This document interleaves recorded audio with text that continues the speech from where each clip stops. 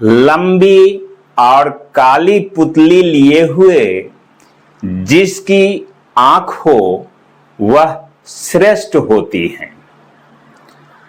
हरिण के समान नैन वाली स्त्री शुभ लक्षण वाली मानी गई है।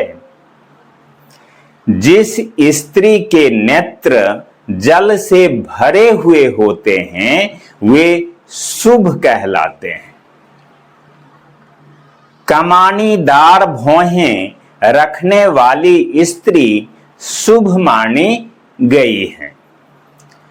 छोटे छोटे और काले बालों वाली पलकें जिस स्त्री के हों वह स्त्री सौभाग्यशाली होती है। यदि स्तन कठोर, गोल तथा दृढ़ हों तो वे शुभ हैं।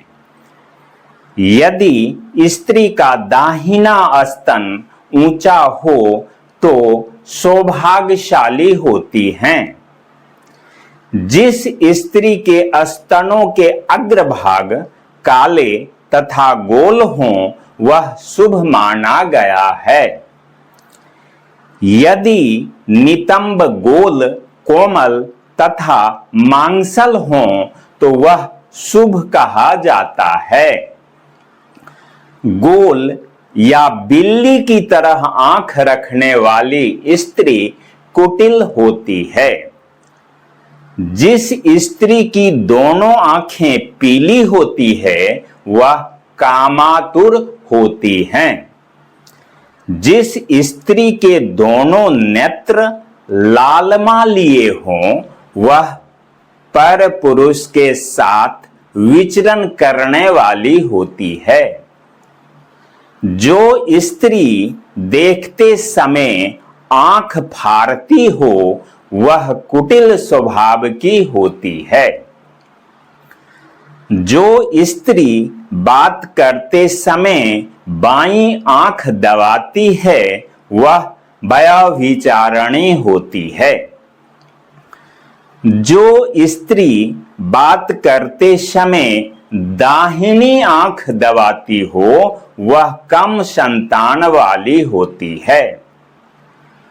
पुरुष के समान आंख वाली या धंसे हुए नेत्र वाली स्त्री चंचल होती है। जिस स्त्री के नेत्र छोटे हों वह शुभ लक्षण वाली नहीं मानी जाती है। जिस स्त्री के नेत्र छोटे हों वह शुभ लक्षण वाली नहीं मानी जाती है। यदि दोनों आंखें अधिक निकट हों तो वह स्त्री धोखा देने वाली होती है। जिसकी दोनों आंखें बहुत दूर हो तो वह स्त्री मूर्ख होती है।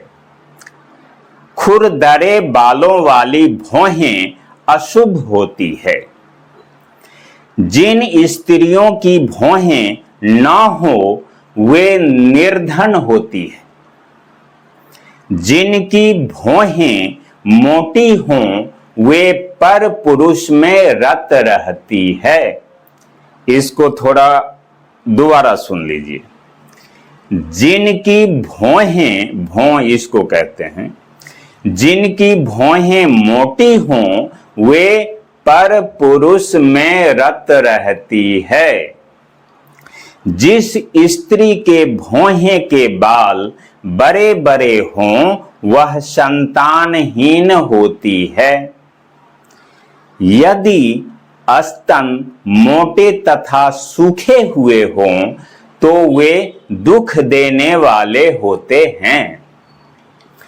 जिस स्त्री के दोनों स्तन दबे हुए हों वह कुलटा यानी अनेक पुरुषों से संबंध रखने वाली होती है।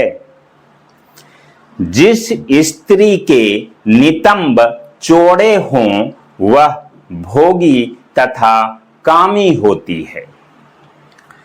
जिसका सीना बिना रोम का हो वह अपने पति की प्रिय होती है। जिसका सीना विस्तृत हो वह स्त्री निर्दयी होती है। 36 अंगुल चौड़ा सीना शुभ माना गया है। यदि किसी स्त्री की सीना 36 अंगुल हो तो वह शुभ माना गया है। जिस स्त्री की हंसुली मोटी हो तो वह ऐश्वर्य भोगती हैं। जिसकी हंसुली ढीली ढाली हो तो वह स्त्री दरिद्री होती है। यदि स्त्री के कंधे झुके हुए न हो तो ये शुभ का लक्षण है। यदि उसकी भुजाएं कोमल तथा सीधी और रोम रहित हों तो यह शुभ माना गया है। जिन स्त्रियों की भुजाएं छोटी हों वे दुख उठाती हैं। जिन स्त्रियों के तलवे चिकने कोमल तथा समान हों वे सुख उठाती हैं। यदि हथेली लाल तथा छिद्र रहित हो तो वह सौभाग्यशाली होती है।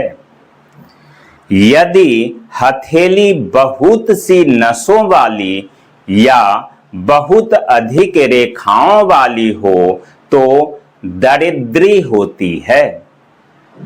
यदि नख लाल और उभरे हों तो शुभ है। पीले नख दरिद्रता के सूचक हैं। नखों पर सफेद बिंदु कुलटा का संकेत करते हैं। नखों यानी इस नाखून के ऊपर सफेद बिंदु हो तो कुलटा का संकेत करते हैं। लेकिन यहां एक बात स्पष्ट कर देना आवश्यक है। अगर स्वाभाविक रूप से नख पर यह बिंदु सफेद का बिंदु हो तब ये कुलटा होती हैं।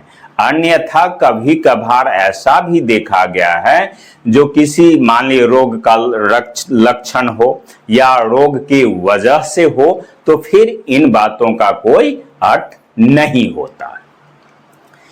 जिसकी पीठ झुकी हुई हो वह दुख उठाने वाली होती है। जिसकी पीठ झुकी हुई हो वह दुख उठाने वाली होती है। जिस स्त्री की दृष्टि नीचे की ओर झुकी हुई हो वह अपराधनी होती है। यदि ललाट में तिल हो, ललाट यानी इसको ललाट कहते हैं, यदि ललाट में तिल हो तो वह सौभाग्यशाली होती है। यदि हृदय पर तिल हो तो वह सौभाग्यदायक होता है। जिसकी नाक के आगे के भाग में काला तिल हो तो वह दुराचारणी होती है। जिसकी नाभि के नीचे तिल हो तो वह शुभ है। जिसके बाएं हाथ में तिल हो, जिसके बाएं हाथ में तिल हो तो वह सौभाग्यशाली होती है। जिसके गाल, होठ, हाथ, कान या गले पर तिल हो तो वह सुख पाती है। बहुत बहुत धन्यवाद। बहुत बहुत धन्यवाद।